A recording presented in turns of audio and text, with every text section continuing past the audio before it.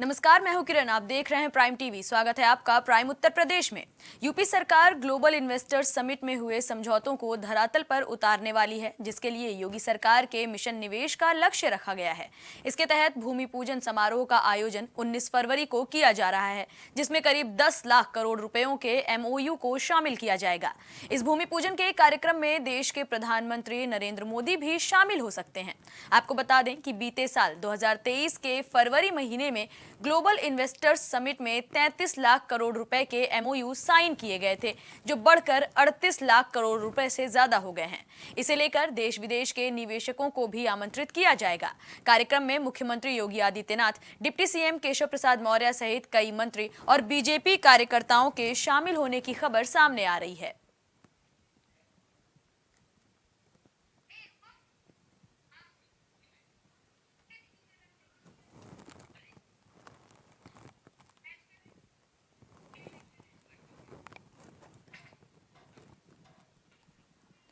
19 फरवरी को ये भूमि पूजन कार्यक्रम तय हुआ है, जिसमें अभी तक ये खबरें निकलकर सामने आ रही हैं कि यूपी के मुख्यमंत्री योगी आदित्यनाथ ने देश के प्रधानमंत्री नरेंद्र मोदी को भी योगी जी ने न्योता भेजा है। वो चाहते हैं कि इस भूमि पूजन में प्रधानमंत्री नरेंद्र मोदी भी शिरकत करें। वहीं ये भी बताया जा रहा है कि इस बार इस आयोजन में और बड़ा निवेश आ सकता है। खबर से जुड़ी ज्यादा जानकारी लेकर हमारे सहयोगी दिवाकर हमारे साथ जुड़ रहे हैं। दिवाकर, 19 फरवरी को ये जो भूमि पूजन कार्यक्रम होने जा रहा है, इसके बाद ये जो कार्यक्रम होना है ग्लोबल इन्वेस्टर समिट को लेकर के, इसमें क्या क्या कार्यक्रम हो सकते हैं? क्या इस बारे में अभी तक कोई जानकारी निकलकर सामने आई है? बिल्कुल, देखिए, उत्तर प्रदेश में लगातार निवेश को जब से योगी सरकार आई है बढ़ावा मिल रहा है और ऐसे में लगातार ग्राउंड ब्रेकिंग सेरेमनी जो है वो हो रही है, इन्वेस्टर समिट जो है वो हो रही है। अब जब तकरीबन 38 लाख करोड़ का निवेश जो है वो उत्तर प्रदेश में फिलहाल आया है, तो अब 10 लाख करोड़ के निवेश का जो भूमि पूजन है वो कार्यक्रम रखा गया है। 19 फरवरी को बाकायदा एक कार्यक्रम लखनऊ के इंदिरा गांधी प्रतिष्ठान में रखा गया है और ये कहा जा रहा है कि PM नरेंद्र मोदी को CM योगी ने इस कार्यक्रम के लिए बाकायदा आमंत्रण भेजा है और कुछ दिनों में खुद दिल्ली जाके कहीं PM मोदी से इस मामले में मुलाकात करेंगे। तो हो सकता है कि PM मोदी लखनऊ आए 19 फरवरी को और इस भूमि पूजन में शिरकत करें। लेकिन इतना जरूर है कि इस भूमि पूजन के बाद उत्तर प्रदेश के उद्योग को नया आयाम मिलेगा। उत्तर प्रदेश में बेरोजगारी जो है वो कहीं न कहीं खत्म होगी और इसके साथ साथ उत्तर प्रदेश का विकास और तेज गति से आगे बढ़ सकेगा। जी दिवाकर, आपसे ये भी जानना चाहेंगे कि क्या इस भूमि पूजन कार्यक्रम को एक बार लोकसभा चुनाव से जोड़कर भी देखा जाए, क्योंकि कार्यक्रम होना है उत्तर प्रदेश में और मुख्यमंत्री ने सीधे प्रधानमंत्री को भी इसका मुख्य अतिथि बनने के लिए न्योता भेजा है। अब बिल्कुल जाहिर सी बात है कि कहीं के 2024 के लोकसभा चुनाव जरूर देखा जाएगा जोड़ के, लेकिन इतना है कि अगर भूमि पूजन होता है और उसके बाद प्रधानमंत्री नरेंद्र मोदी इस भूमि पूजन में आते हैं, तो जाहिर बात है कि इसके सियासी संदेश होंगे और सियासी संदेश होंगे तो जाहिर बात है कि 2024 के लोकसभा चुनाव में इसका कहीं न कहीं जिक्र जो है वो जरूर BJP के नेता या PM मोदी या CM योगी जो है वो अपने सियासी मंचों से, चुनावी मंचों से करते हुए नजर आएंगे। तो फर्क तो पड़ेगा और कहीं न कहीं इसका संदेश जो है वो जरूर जाएगा 2024 के लोकसभा चुनाव में। जी, ये जानकारी हमारे दर्शकों तक पहुंचाने के लिए आपका धन्यवाद दिवाकर। बांदा में बार एसोसिएशन के चुनाव में अध्यक्ष पद पर अशोक कुमार दीक्षित ने जीत हासिल की है। साथ ही सचिव पद पर राम प्रकाश शिवहरे विजयी घोषित हुए। इसके अलावा अशोक दीक्षित अध्यक्ष और महासचिव के तौर पर राम प्रकाश चौरसिया का नाम विजयी के तौर पर घोषित हुआ है। बताया जा रहा है कि कड़ी सुरक्षा व्यवस्था में ये चुनाव शांतिपूर्ण तरीके से खत्म हुआ। इस मौके पर CO सिटी और कई थानों के थानाध्यक्ष भारी पुलिस बल के साथ तैनात रहे।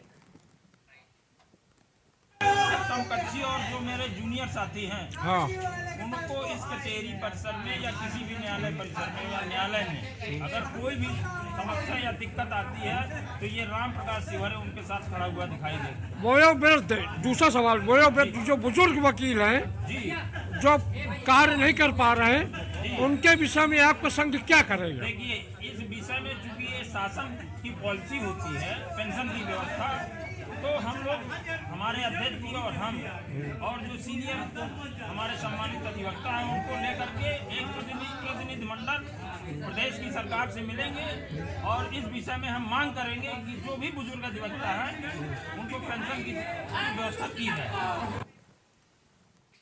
ललितपुर में आए दिन किसानों के खेतों में प्लांट की राख रात के अंधेरे में डालने का मामला सामने आया है। बताया जा रहा है कि कई शिकायतों के बावजूद प्रशासन इन मामलों पर ध्यान नहीं दे रहे हैं, जिसकी वजह से किसानों के खेत बंजर होते जा रहे हैं। इसके अलावा किसानों का आरोप है कि बजाज पावर प्लांट से निकली राख को जानवरों के पानी पीने वाले जलाशय में भी फेंका जा रहा है और अब पावर प्लांट की राख से क्षेत्र के लोगों और जानवरों का जीना मुश्किल हो गया है।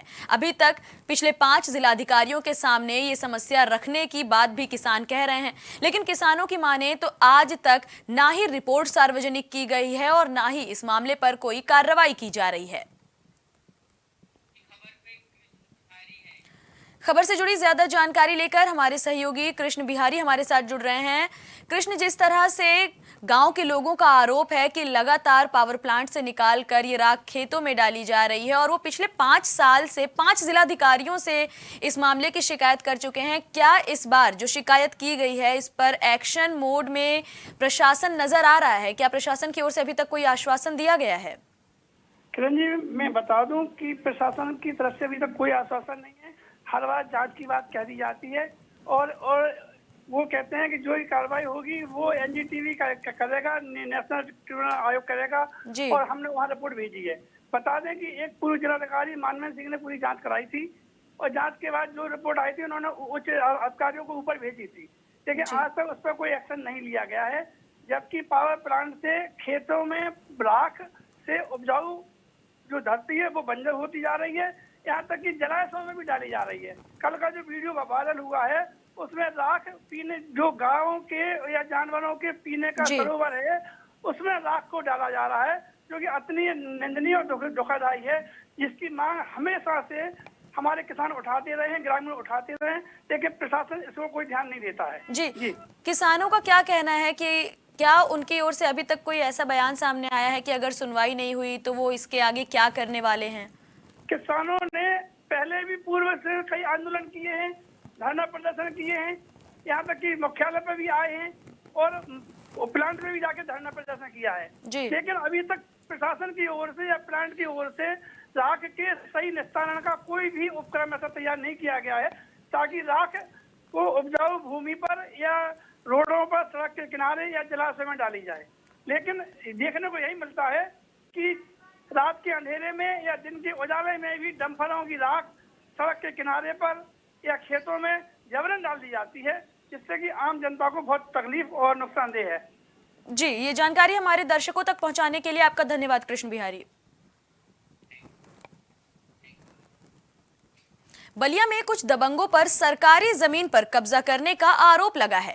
गांव वालों की माने तो इन दबंगों ने चारों तरफ से सरकारी जमीन पर बाउंड्री कर दी है और आने जाने वाले रास्ते पर गेट लगा दिया है, जिससे एक कुनबे के लोग आने जाने के रास्ता ना होने की वजह से काफी ज्यादा परेशान हैं। गांव वालों की माने तो उनके घर के दोनों तरफ गढ़ही मौजूद है। इस मामले की शिकायत उन्होंने एसडीएम से लेकर डीएम तक की है, लेकिन आरोप है कि अभी तक मामले में कोई सुनवाई नहीं हुई है। वहीं गांव वालों का यह भी कहना है कि उन्होंने मुख्यमंत्री पोर्टल पर शिकायत करने के बाद भी कई बार कोशिश की कि अधिकारियों को इस मामले से अवगत कराएं, लेकिन अभी तक इस मामले पर निस्तारण नहीं हुआ है। जी, मामला यही है कि हम लोग का यहाँ 3 पूर बीत चुका है, हमारा बापा दादा सब, और हमारा चौथा 5वां चल रहा है यहाँ, तब से हम लोग रह रहे हैं। और हम लोगों का यहाँ आने जाने का रास्ता के लिए मामला है। रास्ता हम लोगों का कहीं से निकलने के लिए नहीं है। जो इस समय में तो बरसात नहीं रहती है तो कहीं से निकल जाते हैं। पहले हम लोग, ये बाउंड्री नहीं थी, जो बाउंड्री से निकल के हम लोग मेन मार्ग पे, रास्ते पे निकल के चले जाते थे। जब ये सुनील राय और सुधीर राय ने कहा, हम काम करते थे वहाँ, काम करना छोड़ दिए। उसके बाद से कहे कि ऐसा है कि हम लोग बाउंड्री, ये ग्राम समाज की ज़मीन है, पोखरी है, तो इन्होंने बाउंड्री देने लगे तो हमने रोके तो कहे कि ऐसा है कि ये हम बाउंड्री कर लेते हैं, तुम ही का नाम है, आते जाते रहना, काम धाम करते हो, हम लोग रहते नहीं हैं, ले लो ताला चाबी, आते जाते रहना, गेट लगा लिया, उसके बाद से फिर बंद कर दिया, कहा कि अब अपना रास्ता ढूंढो। खबर से जुड़ी ज्यादा जानकारी लेकर हमारे सहयोगी संजय तिवारी हमारे साथ जुड़ रहे हैं। संजय, पीड़ित परिवार ने क्या अभी बताया कि उन्हें किसी भी अधिकारी की ओर से कोई आश्वासन मिला इस बार? जी, आपको बता दें कि ये खजूरी थाना क्षेत्र के हथौद गांव का मामला है, जहां पे पीड़ित व्यक्ति है जो जिला अधिकारी से लेकर और मुख्यमंत्री तक पोर्टल पर शिकायत भी कर चुका है, लेकिन इसको अभी न्याय नहीं मिला है। मामला यह है कि यह व्यक्ति गढ़ी के पास अपनी जमीन लेकर और घर बनाकर रह रहा है। आज बरसों से लगभग 3 से 4 पुख्त हो गया उसको वहाँ पे रहते हुए, लेकिन जो आने जाने का जो मुख्य मार्ग है उस पर जो दबंग लोग हैं वो पहले से ही कब्जा किए हुए हैं। पहले जो आने जाने के लिए एक दरवाजा भी खुला था उसको भी अपडेट लगाकर बंद कर दिया गया है। पुलिस का कहना यह है कि हमने यहाँ पे एक डीएम भी आए थे, जिसके बाद नापी भी कराया और उसको जो रास्ता एक बनाने के लिए आने जाने के रास्ता का बांस का प्रयोग किए थे कि इस बांस के सहारे आप आ जा सकते हैं, लेकिन उसके बाद विधायक सिकंदरपुर का फोन आया तो वहाँ से एसडीएम जो है वहाँ से मौके से फरार गए, वहाँ से निकल गए। जी, ये जानकारी हमारे दर्शकों तक पहुँचाने के लिए आपका धन्यवाद संजय। अब खबर बिजनौर से है, जहां अवैध संबंधों के चलते एक महिला ने अपने प्रेमी के साथ मिलकर अपने ही पति की हत्या कर दी। वहीं इस पूरे मामले का खुलासा करते हुए पुलिस अधीक्षक नीरज जादौन ने बताया कि प्रेमी मनोज का मृतक के घर आना जाना काफी ज्यादा बढ़ गया था और मृतक के पिता के शक के आधार पर महिला के प्रेमी मनोज को पुलिस ने हिरासत में लिया। वहीं ये भी बताया जा रहा है कि सख्ती से पूछताछ करने के बाद आरोपी ने जुर्म कबूल कर लिया और बताया कि उसने मृतक की पत्नी के साथ कर महेंद्र सिंह की गर्दन पर कई वार किए, फिर उसके शव को महाराणा प्रताप फार्मेसी कॉलेज के गटर में कपड़े उतार कर फेंक दिया। पर शिवचरण सिंह ने आके सूचना दी कि उनका लड़का 45 वर्षीय महेंद्र सिंह 29 तारीख की शाम से गायब है। इस सूचना को पुलिस ने अत्यंत गंभीरता से लेते हुए जांच शुरू की। आज इस केस का धामपुर पुलिस ने खुलासा किया है।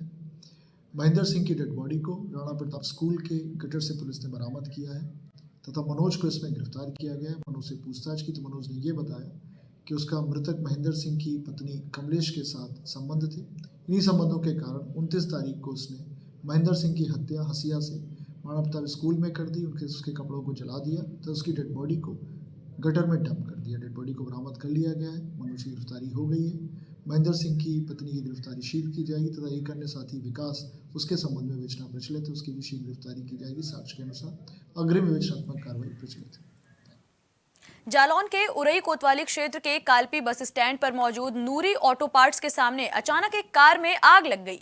बताया जा रहा है कि इस दौरान दमकल कर्मियों ने कड़ी मशक्कत के बाद आग पर काबू तो पाया, लेकिन तब तक कार में बैठे एक युवक की जिंदा जलकर मौत हो गई। फिलहाल पुलिस मृतक की शिनाख्त कराने में जुटी हुई है। ये 6 तारीख को करीब 11:30 बजे की घटना होगी। 11:30-12 बजे घटना की। अचानक एक गाड़ी में आग लग गई। ये नूरी ऑटो पार्ट्स की दुकान है, आप सामने देख रहे होंगे। यहाँ पे गाड़ी करीब 15 दिन पहले बनने आई थी और इसमें एकाएक आग लगी है। इसमें एक आदमी बैठा हुआ था। फायर ब्रिगेड गाड़ी बुलाई गई, आग बुझाई गई। जब देखा गया तो उसमें एक आदमी जो है वो जल गया था उसमें और बुरी तरह से जल गया है। मौके पर उसकी डेथ हो गई है।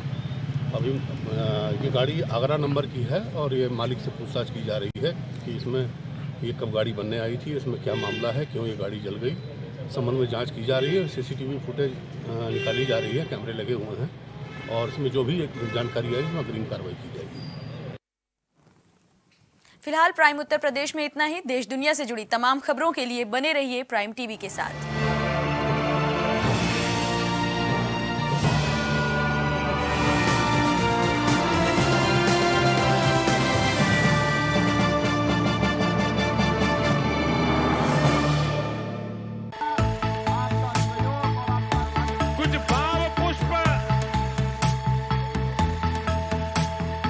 आप देख रहे हैं प्राइम टीवी, सच साहस सरोकार।